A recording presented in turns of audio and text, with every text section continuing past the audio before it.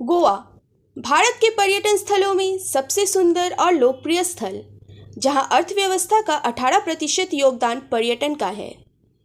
पर क्या आप जानते हैं, गोवा कभी भारत का हिस्सा न होकर पराधीन था। उसने भी एक पक्षी के भांति पंख पसारे स्वतंत्र आसमान में उड़ना चाहा था। जी हाँ, गोवा पुर्तगाली शासन के अंदर था, जिसे पूरे भारत के साथ नहीं बल्कि भारत की स्वतंत्रता प्राप्ति के कई वर्षों बाद आज़ादी प्राप्त हुई। इस देरी का जिम्मेदार नेहरू जी को ठहराया जाता है, जो कि कहीं ना कहीं अनुचित है। सदीनामा का 2 मार्च 2022 का संपादकीय गोवा की आज़ादी, क्या देरी के लिए नेहरू जिम्मेदार थे, इस विषय पर चर्चा करता आपको गोवा के इतिहास और आज़ादी के समक्ष पहुंचाता। इस संपादकीय को लिखा है हमारे अतिथि संपादक राम पुनियानी ने। तो आइए दोस्तों, सुमिता चक्रवर्ती संग आप भी यह संपादकीय सुने और अच्छा लगे तो लाइक और शेयर ज़रूर करें। साथ ही चैनल के साथ जुड़े रहने के लिए चैनल को सब्सक्राइब करना बिल्कुल ना भूलें। सन 2014 के लोकसभा चुनाव प्रचार के दौरान मोदी भाजपा जो बातें कहते थे, उनमें से एक ये भी थी कि जनता ने कांग्रेस को 60 साल सत्ता में रखा। अब जनता हमें 60 महीने दे और फिर देखें कि हम देश को किस तीव्र गति से विकास पथ पर अग्रसर करते हैं। स्वाधीनता से लेकर सन 2014 तक कांग्रेस 49 वर्ष केंद्र में सत्ता में रही। कई दूसरी सरकारें भी इस बीच सत्तासीन हुई, जिनमें इंद्र कुमार गुजराल और देवेगौड़ा की सरकारों के अलावा अटल बिहारी वाजपेयी के नेतृत्व वाली एनडीए सरकार भी थी। अतः यह कहना तथ्यों के विपरीत है कि कांग्रेस ने 60 वर्षों तक देश पर राज किया है। संभवतः भाजपा नेताओं ने इसलिए कहा होगा क्योंकि 60 वर्षों और 60 महीने की तुकबंदी है। पिछले 60 सालों के मोदी भाजपा शासन में सामाजिक विकास के सभी सूचकांकों में गिरावट आई है। नोटबंदी से देश में हाहाकार मचा और जीएसटी ने छोटे व्यापारियों को बर्बादी के कागार पर ला खड़ा किया। कोरोना के प्रसार को नियंत्रित करने के नाम पर जो भयावह लॉकडाउन देश में लगाया गया, उससे लाखों लोग अपनी आजीविका खो बैठे। विकास का कहीं दूर दूर तक पता नहीं और युवा दुखी व आक्रोशित है, क्योंकि उनके हिस्से में बेरोजगारी के सिवाय कुछ नहीं आया है। प्रजातांत्रिक अधिकारों, अभिव्यक्ति की आज़ादी, धार्मिक स्वतंत्रता, पोषण, स्वास्थ्य आदि जैसे विषयों के संबंध सूचकांकों में जबरदस्त गिरावट आई है। चुनाव आयोग, प्रवर्तन निदेशालय ईडी एवं केंद्रीय जांच ब्यूरो सीबीआई सरकार के हाथों की कठपुतली बन गए हैं। न्यायपालिका की निष्पक्षता पर भी प्रश्न चिन्ह लगने लगे थे, परंतु पिछले कुछ समय से उनमें सुधार परिलक्षित हो रहा है। इन विकट परिस्थितियों के बीच प्रधानमंत्री नरेंद्र मोदी देश की हर समस्या के लिए जवाहरलाल नेहरू को दोषी ठहराते हैं।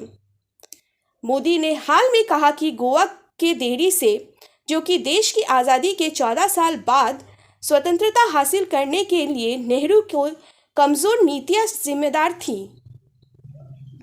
गोवा को देश की आज़ादी के समय अर्थात 15 अगस्त 1947 को स्वतंत्र करवाया जा सकता था। सन 1955 में 20 सत्याग्रहों की मौत के बावजूद नेहरू ने कोई कदम नहीं उठाया। मोदी इस मुद्दे पर तो बहुत मुखर हैं, किंतु चीन द्वारा भारत के एक बड़े भूभाग पर कब्जा कर लेने के मामले में वो चुप रहते हैं। गोवा के उपनिवेश बनने और फिर स्वतंत्र होने का क्या इतिहास है। गोवा को सन 1961 में भारतीय सेना ने ऑपरेशन विजय के तहत 26 घंटों में स्वतंत्र करवा लिया था। गोवा को सन 1510 में पुर्तगाल ने अपना उपनिवेश बनाया था। पुर्तगाली सेना ने बीजापुर के सुल्तान आदिल शाह को हराकर गोवा पर कब्जा किया था। यह अंग्रेजों द्वारा भारतीय उपमहाद्वीपीय के औपनिवेशीकरण की प्रक्रिया शुरू करने के बहुत पहले की बात है। पुर्तगालियों ने कई सदियों तक गोवा पर शासन किया। उनका शासन अत्यंत कड़ा था। पुर्तगालियों के बड़े पैमाने पर खिलाफत पहली बार सन 1718 में हुई, जब वहां के पोस्टरों ने एक समूह ने टीपू सुल्तान की मदद मांगी और पुर्तगाली सरकार के खिलाफ विद्रोह कर दिया। इसे पिंटो षड्यंत्र कहा जाता है। यह विद्रोह बुरी तरह असफल हुआ और इसके कर्ता धर्ता पोस्टरों को अमानवीय यातनाएं भी दी गई। सन 1900 में एल मेंजेस ब्रेगंजा ने पुर्तगाली भाषा में होलोराडो नामक अखबार गोवा से निकालना शुरू किया। यह अखबार पुर्तगाल का आलोचक था। सन 1917 में गोवा सेंसरशिप लागू कर दी गई। इसमें आमजनों में असंतोष बढ़ा। सन 1928 में टी ब्रिगेंजा ने गोवा कांग्रेस पार्टी का गठन किया। सन 1946 में राम मनोहर लोहिया ने गोवा की मुक्ति के लिए सत्याग्रह किया। उन्हें 18 जून को गिरफ्तार कर लिया गया। इस दिन को गोवा क्रांति दिवस के रूप में मनाया जाता है। गोवा के एक प्रमुख मैदान का नाम लोहिया के नाम पर रखा गया है। इस सत्याग्रह के बाद गोवा में नागरिक अवज्ञा आंदोलन शुरू हो गया। इसमें भाग लेने वाले क्रांतिकारी थे, जिनमें पुणे के प्रसिद्ध पहलवान नाना काजरेकर, लोकप्रिय संगीत निदेशक सुधीर फड़के आदि शामिल थे। इन लोगों ने यूनाइटेड फ्रंट ऑफ लिबरेशन के झंडे तले आज़ाद गोमांतक दल का गठन किया। यह दिलचस्प है कि लव प्रतिष्ठित गायिका लता मंगेशकर ने गोवा की स्वतंत्रता के लिए धन इकट्ठा करने हेतु पुणे में आयोजित एक संगीत कार्यक्रम में हिस्सेदारी की थी। द्वितीय विश्व युद्ध के बाद पुर्तगाल के तानाशाह सलाजार ने देश के संविधान को गोवा के पुर्तगाल का अभिन्न हिस्सा घोषित कर दिया। इसके अलावा पुर्तगाल नाटो में शामिल हो गया, जिसका अर्थ ये था कि नाटो के सभी सदस्य देश पुर्तगाल के राज्य क्षेत्र की रक्षा करने के लिए वचनबद्ध थे। नाटो का नेतृत्व अमेरिका के हाथ में था और उस समय पुर्तगाल के सैन्य संघर्ष छेड़ने का अर्थ था अमेरिका सहित बड़ी पश्चिमी ताकतों को भारत में हस्तक्षेप करने का न्योता देना। अमेरिका के राष्ट्रपति आइजनहावर एवं विदेशी मंत्री डॉलस ने यह घोषणा की थी कि गोवा पुर्तगाल का अभिन्न भाग है। इसका जवाहरलाल नेहरू ने विरोध किया था। गोवा में जनमत संग्रह कराए जाने की मांग भी उठी थी, जिस पर नेहरू ने जोर देकर यह कहा था कि गोवा के भारत में विलय के मामले में किसी बहसा या विवाद की गुंजाइश नहीं है।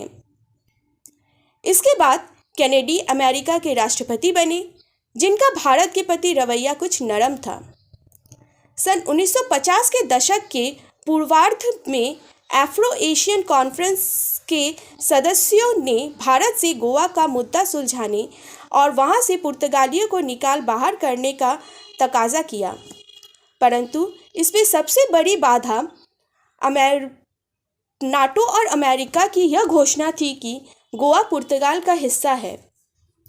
कैनेडी के सत्ता में आने के बाद भारत का रुख भी बदल गया। यह साफ था कि पुर्तगाल को गोवा पर अपना नियंत्रण छोड़ने के लिए बातचीत से राजी करना मुश्किल होगा। सन 1955 में समाजवादी और साम्यवादियों ने इस मुद्दे पर आम सत्याग्रह शुरू किया। इन सत्याग्रहियों ने जब गोवा में प्रवेश किया, तब वहां की सरकार ने उन पर गोलियां बरसाई, जिससे 20 सत्याग्रही मारे गए। इस घटना से व्यक्ति और क्रुद्ध नेहरू ने गोवा की आर्थिक नाकेबंदी की घोषणा की। पणजी में स्थित वाणिज्य दूतावास को बंद कर दिया गया और पुर्तगाल से कूटनीतिक संबंध तोड़ दिए गए। आर्थिक नाकेबंदी से गोवा पूरी दुनिया से कट गया। यहाँ तक कि गोवा के नागरिक समाचार पाने के लिए भी तरस गए। इस समय वामन सारदेसाई और उनकी पत्नी लिविया लोबो सारदेसाई ने एक भूमिगत रेडियो स्टेशन शुरू किया, जिसका नाम द वॉइस ऑफ फ्रीडम था। इस रेडियो स्टेशन के जरिए क्रांतिकारियों को सूचनाएं पहुंचाई जाती थी और झूठे पुर्तगाली प्रचार का पर्दाफाश किया जाता था। यह रेडियो स्टेशन नवंबर 1955 से दिसंबर 1961 तक गोवा से सटे वन क्षेत्र से संचालित होता रहा। नेहरू ने कैनेडी को कूटनीतिक चैनलों द्वारा यह संदेश भिजवाया कि अमेरिका गोवा के मामले में हस्तक्षेप न करें। फिर 17 दिसंबर को नेहरू के आदेश पर ऑपरेशन विजय शुरू किया गया। यह अभियान अचानक शुरू किया गया था। भारतीय वायुसेना ने डेबोलिन हवाई अड्डे के रनवे को नष्ट कर दिया। नौसेना ने गोवा के बंदरगाह को बंद कर दिया और 30,000 भारतीय सैनिकों ने गोवा में प्रवेश किया। वहां मौजूद लगभग 2,000 पुर्तगाली सैनिकों को आसानी से परास्त कर दिया गया। गोवा के गवर्नर को यह एहसास हो गया था कि बाहर से कोई सहायता आने वाली नहीं है और इसलिए अपनी सरकार के निर्देशों का उल्लंघन करते हुए उसने आत्मसमर्पण कर दिया। 2 दिन बाद 19 दिसंबर को गोवा केंद्र शासित प्रदेश के रूप में भारत का हिस्सा बन गया। सन 1987 में यह जानने के लिए जनमत संग्रह किया गया कि गोवा के निवासी पड़ोसी राज्य महाराष्ट्र का हिस्सा बनना चाहते हैं या गोवा को स्वतंत्र राज्य बनाना। बहुसंख्यक मतदाताओं ने अलग राज्य बनाने के पक्ष में मत व्यक्त किया और इस तरह गोवा भारतीय संघ का 25वां राज्य बन गया। नेहरू ने गोवा की आज़ादी के लिए जो प्रयास किए वे उनके परिपक्व कूटनीतिज्ञ और सच्चा देशभक्त होने का सबूत है। जहाँ तक मोदी का सवाल है, वे जो चाहे वो कहने के लिए स्वतंत्र हैं।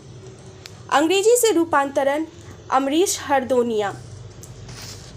तो ये था दोस्तों 2 मार्च 2022 का संपादकीय, जिसका शीर्षक है गोवा की आज़ादी, क्या देरी के लिए नेहरू जिम्मेदार थे। कल फिर मिलेंगे किसी नए विषय पर अगले संपादकीय के साथ। तब तक के लिए स्वस्थ रहें, सुरक्षित रहें। नमस्कार।